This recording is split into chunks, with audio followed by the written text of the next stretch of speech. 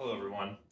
This is going to be a special episode where I show you my Abyss Watcher cosplay. I'm at MetroCon 2019 right now, and I'm about to change into it because I have a panel in a few hours where I'm going to be doing Soulsborne trivia with people. Don't mind this on my face. This is just food coloring. It's from a costume I was wearing previously in the day. But yeah, I'm going to take you through all my pieces. I'll tell you a little bit about how they were made, and I'll put them all on, and you can see how it looks. All right, so to start off, here's everything laid out on the bed. These are all the pieces. It's not too many, not too crazy, but it is a pain in the ass to put on. So hopefully this won't take too long or be too difficult. So starting first is just going to be the... Oh, wait a minute. That's not the whole thing. What am I talking about? Obviously not the whole thing. Look at this. I'll just put it over here. So this is the cape, obviously. It looks a little bit darker right now just because of the light. Move. There's the cape. The boot cover things down here. That's just a piece of fabric that's been wrapped around and folded over. Just some like Joann fabrics. And then they're being held with bobby pins in the back. These have also been sewed to the outside right there. Oh, another thing about the pants. So, I don't know what the fuck these are, but these are on the pants of the Abyss Watchers. I don't know what they are, but I put them on. This is just like a little foam piece that was painted silver. It looks like shit now, but yeah. If anybody knows what these are, please tell me, because I have no fucking clue. Right under here, this is sort of the, chain mail. It's just one of those like mesh rubber things that you put under a kitchen mat or something like that to keep it from moving. This shirt right here is just a pretty generic gray button shirt. This sleeve on this side is cut off because this is the side that's going to have the wrap around it. It just makes it easier if it's my real hand there. And then this vest is an actual leather vest that I think has been hit with probably like 5 or 6 coats of paint of various browns, grays, and blacks. And then I cut out the middle. I think it had actual buttons, but I just cut the whole middle out, and then I grommeted the sides, laced it with leather shit, and yeah, and you just lace yourself up and you're good. You'll probably see right there's like a bunch of magnets on my shirt and the vest. That's going to help hold down the armor pieces, and then you'll see these other little grommeted spots here, for example. Whoa. I'm terrible at this. Right there, for example, are just for tying down some other pieces as well. The magnets can't do it entirely on their own, but those little spots help. So first, well, I'm going to put my shoes on, and then I'm going to move on to the next part, which is putting the, I believe next I put on the leather chest rig, and then the cape. And then I'll just do that, and then I'll put the armor on. All right, so here we are with the next set of pieces on. I've got my leather chest rig on, by extension the belt, because the way I did it, they're actually attached to each other. I got the cape, obviously, and I have the pauldron right here. So well, let's just start with the cape. So the cape is obviously just one big piece of fabric. It's cut a little bit weird so that I have this extra little bit that hangs off my arm. But basically, all it is there's one spot on the cape that has a grommet in it, and that lines up with the grommeted spot on the vest, and I just use a piece of leather strap to tie them together so it doesn't move. And then the rest of it just sort of wraps around my head and gets tied to this thing right here. So cape's not going anywhere, we're good. Then the pauldron. So like I said, the magnets sort of help a little bit. There's magnets on the inside of this thing, but it's mostly being held together by this sort of weird bit right here, if you can see that. There it is. So there's pieces of leather strap that come off of this. They go across, and then they tie to a part on the vest to keep it in place. This is probably one of the most troublesome pieces of the whole costume, is trying to keep this thing in place, but right now it feels pretty good. Let's see. Okay, so that's everything I put on. So speaking of the pauldron, so this is just EVA foam. You can treat it with a heat gun to do these sort of bends and curves in it. It's actually 2 pieces, and the seam is hidden by this part right here. These little things are just made of like little bits of leather and foam. This is foam, but the little cap part is actually 3D printed. And we'll talk a little bit more about the 3D printing in a bit, because my friend Keon 3D printed all the pieces that were printed.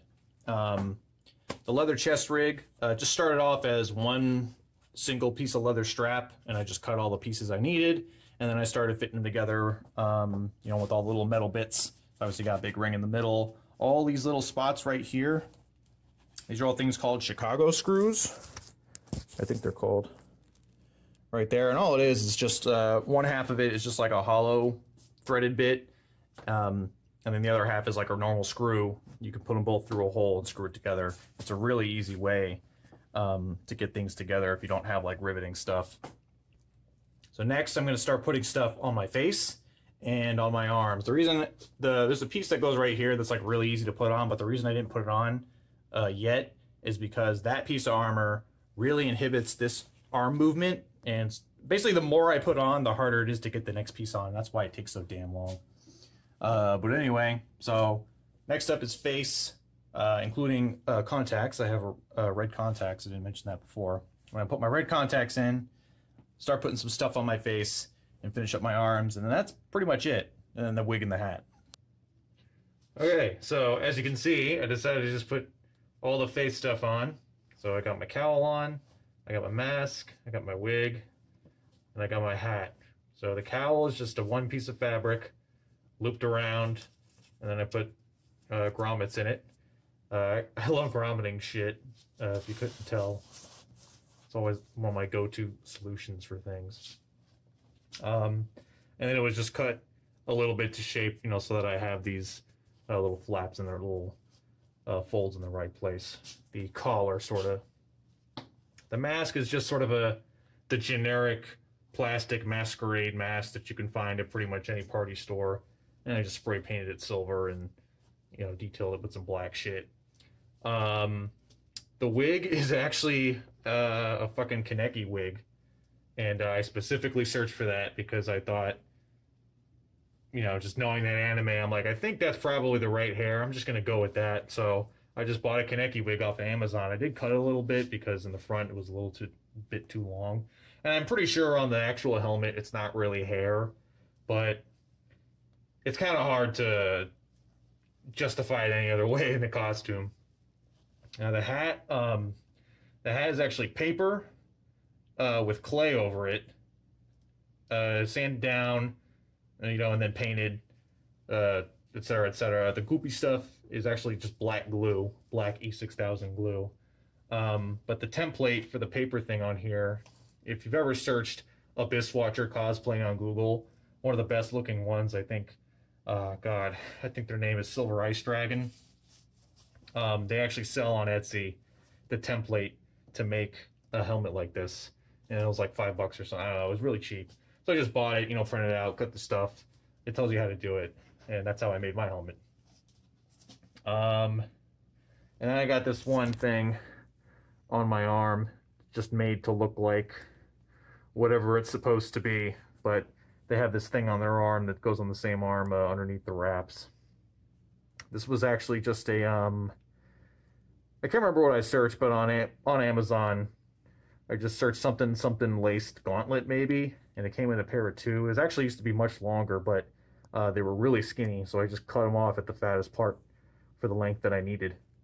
And slip it on my arm, and there's like another piece of fabric, sort of, that lines it in the middle to keep it in place. Alright, so all I have to do now, actually, is just finish up my arms. Oh, I also put on my knee pads. The knee pads are held in place with magnets and also being tied just around my knee. The knees, I've got my hand wrap with my glove.